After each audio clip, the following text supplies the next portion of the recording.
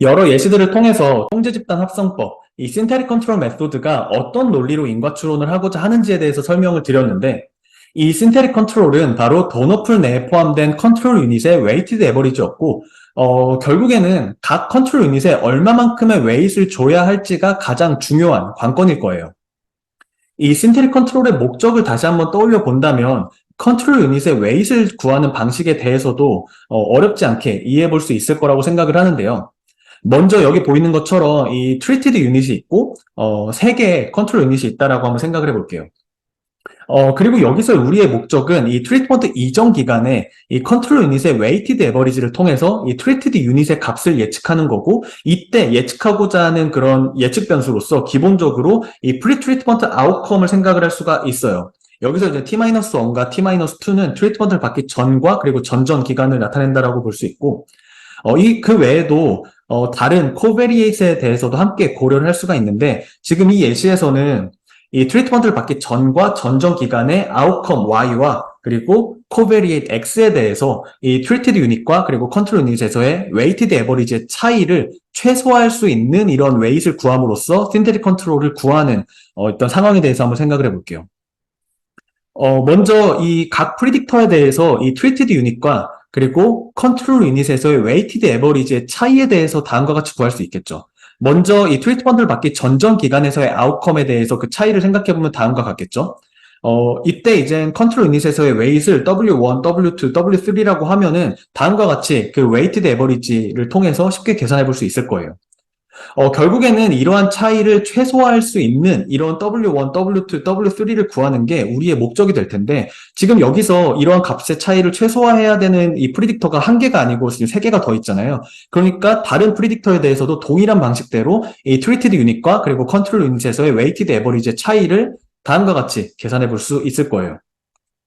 결국에는 이 모든 것들을 이제 최소화할 수 있는 이 웨이트를 구해야 되는데, 각 프리딕터들은 이 신테릭 컨트롤을 구성할 때 이 컨트롤 유닛의 웨이트를 구하는 데 있어서 그 중요성이 다 다를 수 있기 때문에 여기서는 이 프리딕터에 대해서도 가중치, V를 지금 고려해주고 있어요.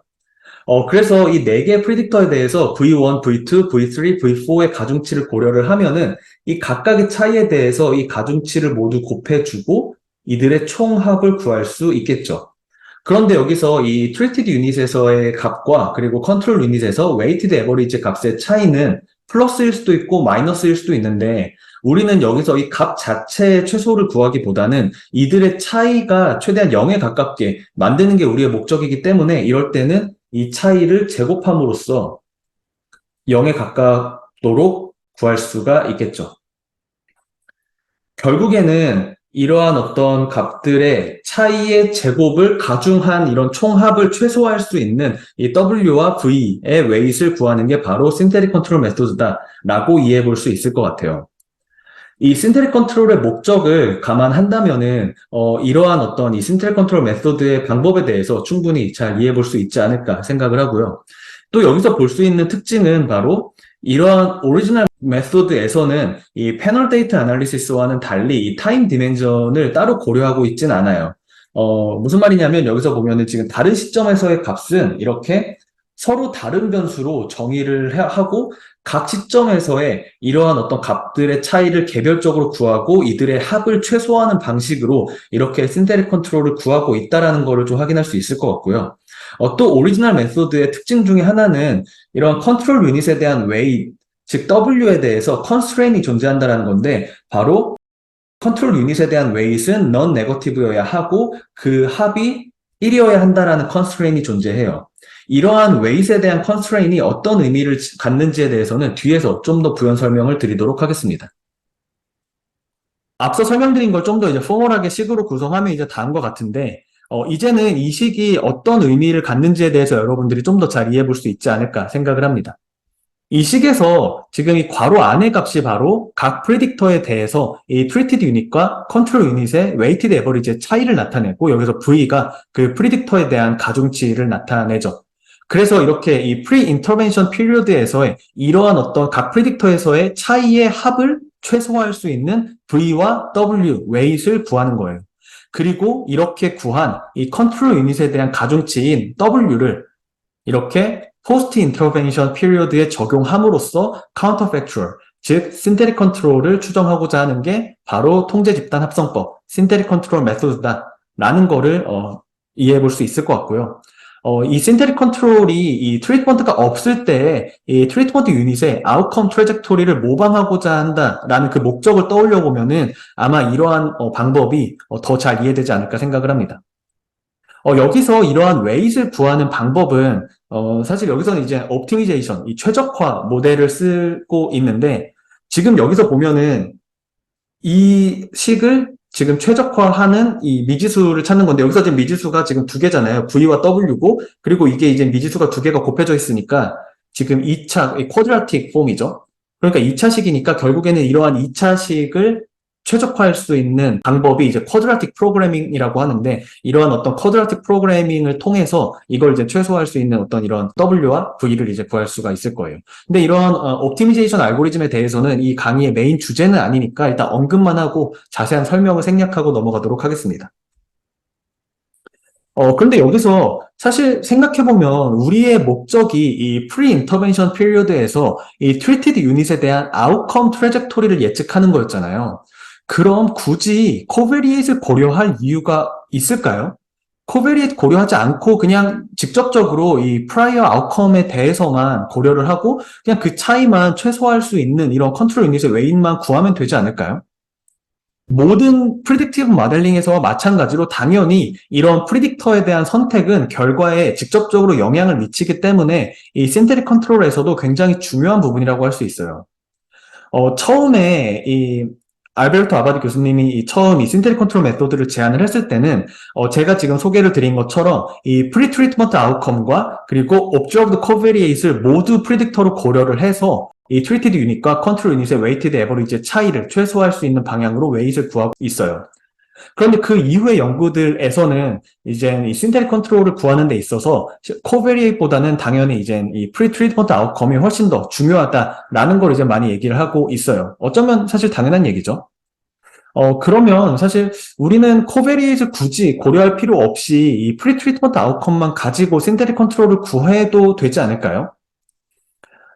사실 이렇게 프리 트리트먼트 아웃컴에만 고려해서 신테릭 컨트롤을 구할 수는 있겠지만 만약에 코베리에이트에 대해서 이렇게 밸런스하는 게 필요한 상황이라고 하면은 이렇게 아무리 프리 트리트먼트 아웃컴에 대해서 고려해서 신테릭 컨트롤을 구했다 셈 치더라도 이 다른 코베리에이트에 대해서까지 이 트리티드 유닛과 컨트롤 유닛의 웨이티드 에버리지가 비슷해지지는 않을 수 있다라는 게 이제 기존 연구들에서 이제 얘기를 하고 있는 부분이에요. 이런 상황을 고려했을 때 그러면은 이게 중요할까요? 중요하지 않을까요? 코베리에이트에 대해서 굳이 고려를 해서 그것까지 이제 밸런스를 맞추는 게 필요할까요? 사실 그런 의문을 가질 수 있는데 이러한 신테릭 컨트롤에서 코베리에이트를 포함하는 가장 큰 이유 중에 하나는 바로 바이어스의 바운드를 좁히기 위해서예요. 그러니까 좀 더 이해하기 쉽게 설명을 드리자면 우리가 리그레션 분석을 하는 데 있어서 그 리그레션 코이피션트의 스탠다드 에러를 구하죠. 근데 이 스탠다드 에러가 너무 크면은 통계 추정치가 너무 넓은 범위로 추정이 되기 때문에 신뢰성이 떨어질 수밖에 없을 거예요. 예를 들어서 저 사람의 키가 100에서 200cm 사이일 거야 라고 하면은 100% 확률로 거의 맞겠죠. 하지만 그거는 뭐 신뢰성이 떨어지고 큰 의미가 없는 추정이잖아요.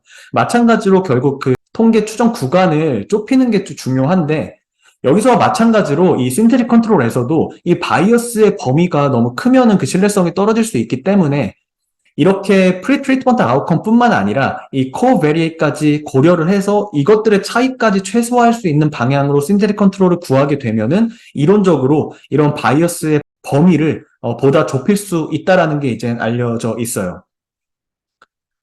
그래서 정리를 하면은 우선 신테릭 컨트롤에서는 기본적으로 이 프리 트리트먼트 아웃컴을 모두 고려하는 게 가장 일반적이에요. 이거는 일단 디폴트로 들어가는 거고 그런데 이렇게 프리 트리트먼트 아웃컴을 밸런스 했다고 했을 때 반드시 코베리에이트까지도 밸런스가 맞춰지는 건 아니라고 말씀을 드렸잖아요. 그런데 만약에 여러분들이 분석하고자 하는 그 컨텍스트에서 이론적으로 아웃컴에 중요한 영향을 미치기 때문에 이 트리트먼트 그룹과 컨트롤 그룹 간의 밸런스가 맞아야 된다라고 생각되는 그런 코베리에이트이 있다고 한다면은 그거는 명시적으로 고려를 해주는 게 맞을 거예요. 그리고 또 중요한 부분은 이론적으로 이렇게 꼭 중요한 게 아니더라도 이 코베리에이트를 포함하게 되면은 이 신테릭 컨트롤을 추정할 때 상대적으로 이 프리 트리트먼트 피리어드가 짧은 경우에도 바이어스를 더 줄일 수 있기 때문에 분명히 도움이 될 수 있어요. 그래서 동일한 조건이라고 한다면 이러한 코베리에이트 없이 그냥 단순히 그 프리 트리트먼트 아웃컴만 가지고 신테릭 컨트롤을 구한다면은 동일한 바이어스를 얻기 위해서는 상대적으로 더 긴 기간의 프리 트리트먼트 피리어드가 필요하다라는 게 이제 밝혀져 있고, 그렇기 때문에 이 프리 트리트먼트 피리어드가 짧으면 짧을수록 이러한 코베리에이트의 역할이 더 중요해진다라고 볼 수 있어요. 특히 이런 프리트리트먼트 피리어드가 너무 길게 되면은 이 또 다른 문제가 발생할 수 있는데, 이럴 경우에는 이러한 어떤 코베리에이트를 고려함과 동시에 좀 더 짧은 기간의 어떤 이 프리트리트먼트 피리어드를 고려를 함으로써 이 부분을 이제 좀 해결할 수 있을 텐데, 이 부분은 뒤에서 조금 더 설명을 드리도록 하고요. 앞서는 이 프리딕터 초이스에 대해서 이제 설명을 드렸는데, 이러한 프리딕터뿐만 아니라 사실 이 신테릭 컨트롤을 구성하는 재료가 되는 도너풀에 대해서도 이제 우리는 선택을 해야 돼요. 그리고 이러한 선택이 분명히 신테릭 컨트롤의 결과에 영향을 미칠 수 있기 때문에 이것도 굉장히 중요한 부분이라고 볼 수 있죠. 아마 뭐 당연히 신테릭 컨트롤을 구성하는 재료는 많으면 많을수록 좋은 거 아니냐라고 생각하실 수도 있지만, 사실 이 도너풀이 커지면 커질수록 이 신테릭 컨트롤을 구성할 때 이 프리 트리트먼트 피리어드에 너무 오버피팅이 되어서 이 포스트 트리트먼트 피리어드에 잘 적용되지 않을 가능성이 그만큼 이제 커질 수 있기 때문에 도너풀을 선택하는 데 있어서는 굉장히 신중할 필요가 있어요. 무작정 컨트롤 유닛을 모두 도너풀에 넣기보다는 이 트리트먼트 유닛에 대해서 이 리즈너블한 어떤 컨트롤 유닛이 될 수 있는지 신중히 따져본 후에 이 트리트먼트 유닛에서 이 트리트먼트가 없을 때 카운터 팩추얼을 추정할 때 유의미하게 의미가 있는 이런 컨트롤 유닛만 도너풀에 포함을 해서 신테틱 컨트롤을 추정을 하는 게 필요하겠죠. 예를 들어서 앞서 살펴본 그런 독일의 통일 사례를 다시 한번 떠올려 본다면은 웨스트 저머니의 이 어떤 경제 성장의 트레젝토리를 추정하는 데 있어서, 그래서 이 신테릭 웨스트 저머니를 만드는 데 있어서 전 세계 모든 국가 혹은 유럽 내 모든 국가를 다 고려한 게 아니고 이 경제 수준이 그래도 비슷하다고 우리는 가정할 수 있는 그 당시에 OECD 국가들만 대상으로 해서 이 신테릭 웨스트 저머니를 구성을 했었어요. 이것도 아마 이와 같은 논리에서 이렇게 적용이 됐겠죠. 또 이런 컨트롤 유닛에 대한 선택에 있어서 이 아이덴티피케이션 어썸션도 굉장히 중요하게 고려해야 될 부분인데, 우리가 관심 있는 트리트먼트에 대한 아이덴티피케이션을 방해할 수 있는 이런 컨트롤 유닛은 도너풀에서 분명히 제외되어야 할 거예요. 예를 들어서 앞선 캘리포니아에서의 담배 규제 사례를 다시 한번 떠올려 보면은, 담배 규제는 다른 주에 없었다 하더라도 그 담배 판매량에 영향을 줄 수 있는 많은 요인들이 있을 거예요. 예를 들어서 담배 관련된 어떤 정책이 있었거나, 아니면은 담배 판매량이 직접적으로 영향을 줄 수 있는 어떤 담배에 대한 세금의 변화가 있었다면은 사실 이 규제와 상관없이 담배 판매량에 영향이 있을 수 있기 때문에, 이러한 주들에 대해서는 이 담배 규제의 효과를 추정하는 데 있어서 교란 요인이 될 수 있겠죠. 그래서 이 분석에서는 이러한 주들을 배제하고 이 신테릭 캘리포니아를 구했었어요.